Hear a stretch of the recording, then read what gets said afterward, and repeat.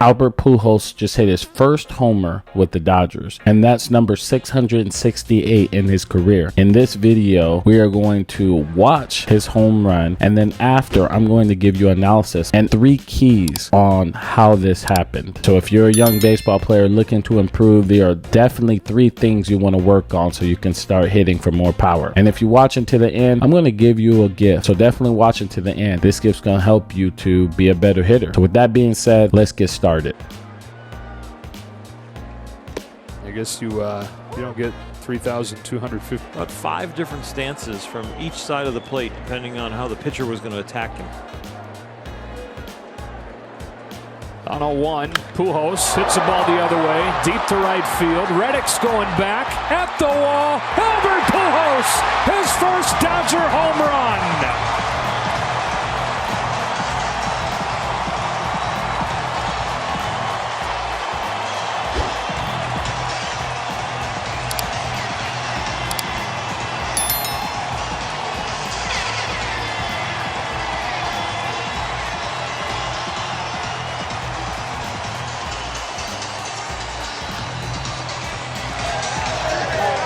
His 668th career big league home run is his first as a Los Angeles Dodger. It goes to the opposite field.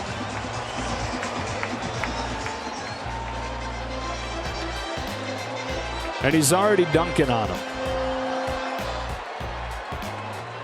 And look at the joy that he's playing. Welcome back to my channel. I'm former Major League Baseball player Jermaine Curtis, and today we have Albert Pujols hitting his first home run with the Dodgers and his career 668 home run. And what I'm going to do is give you 3 keys on why this happened. So the first thing you want to do is have a hitting approach. Before stepping into the batter's box, you need to create a plan so that you can get the result. In this case, there was a runner on first base. So what do you think the pitcher was trying to do? The pitcher wants you to hit into a double play. And if we look into Merrill Kelly's stats, we see that hitters are hitting about 40% ground balls against him. So he has a power sinker, or a pitch that gets ground balls. And if we look at this first pitch, as you can see, he took this pitch. And the reason why he took it is because it had 2-seam action, which means if he would have took a swing on this, he would have probably pounded it into the ground. So he was looking for the ball middle away so that he doesn't pound it in the ground. Now if you look at this next pitch, which is a cutter, he hammers it to the opposite field for a home run. It's going back at the wall. Albert Pujols. And the reason that happened is because he didn't go after the pitcher's pitch, which was that first pitch, the sinker, and rolled it over. He stayed disciplined in his hitting approach, got a pitch he could handle that was up in the zone, and drove it over the right field fence. Now if you're struggling with the hitting approach, I created a whole series that talks about different hitting approaches for different pitchers. So the next key is hitting the ball out front. If you watch any of my videos, you see that I always say your point of contact matters in creating a swing to do damage. And in this case, as you can see, he's hitting the ball out front. It's not deep, it's out front. And this allows him to drive the baseball. So if you're a player looking to do damage, you definitely want to push the ball a little bit more out front. So if you're struggling to hit the ball out front, I have a drill for you. So the drill I recommend you is a drill that would teach your lower half how to work properly. It will also create proper extension through the baseball and teach you how to hit the baseball out front. The drill I recommend is the 2T drill. So what you're going to do is get 2 T's. You're going to put 1 T at the distance where you can hit a line drive up the middle. Normally it's at the distance where when you stride, it is even to your front foot. So take a few swings and hit line drives up the middle.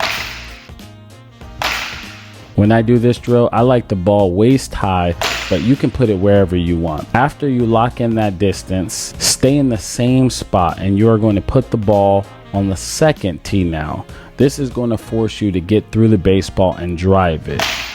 Now you want to put the 1st tee lower so you don't hit the 1st tee. Your aim is to hit the 2nd tee. When you hit this ball, it should be in your pull side gap, which means it would be in left center if you're a right-handed hitter, and if you're a left-handed hitter, right center gap. Watch the spin of your ball. Make sure it's back spinning. And also, don't try to pull it. Think up the middle and stay in the gaps. We don't want your front hip opening up too soon. The reason I like this drill is when you do this drill correctly, you learn how to stay on your backside, hit the ball out front, and get extension through the baseball. And when you stay on your backside and hit the ball out front and get extended through the baseball, you really start hitting the baseball far. This is because you will pull the baseball the right way. And when you pull the baseball the right way, you get more extra base hits and home runs.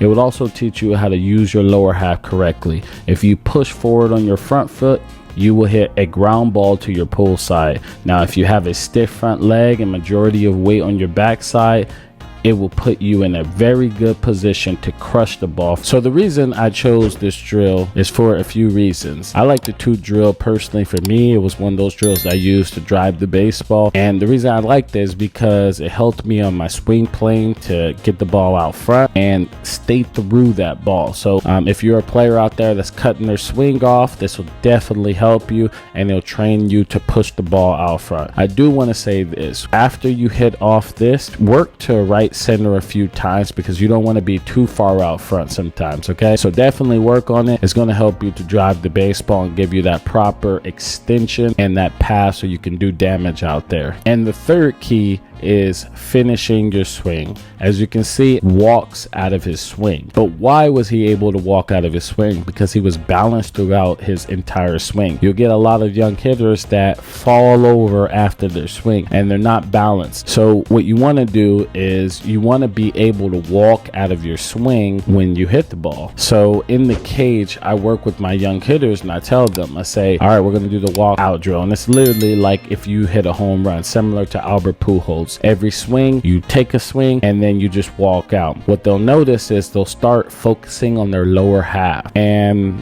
their lower half would be more balanced. So we want to create a swing where we're balanced, because that is our A swing. And our whole goal as a hitter is how often can we put our A swing to the ball. And in this situation, Albert Pujols got his pitch, he hit it out front, he finished, he walked out of it, and that's his A swing right there. That's the reason why he drove it opposite field. And you could do the same too. And since you watched all the way into the end, that tells me you're serious about baseball. For that reason, I want to give you a gift. I want to give you this right here, which is called The Hitter's Log. It's a book that helped me to be the player I am today. And basically what you're going to do is jot down your thoughts, your at-bats, the pitches you see. You're going to jot down everything in your at-bats. You're going to use that data to create a hitting approach, to create a plan that's going to allow you to drive the ball more consistently. And you're going to find out who you are as a player, because the guys at the highest level are playing to their strengths and they're working around their weaknesses. So if you're a young hitter, the sooner that you can do that, the better. So with that being said, I want to give it to you. All you have to do is just pay the shipping on it, and the link will be in the description below. And I want to thank you guys for watching. If you enjoyed this, hit that like button, subscribe to the channel. I'm former Major League Baseball player Jermaine Curtis. Thank you so much and have a good day.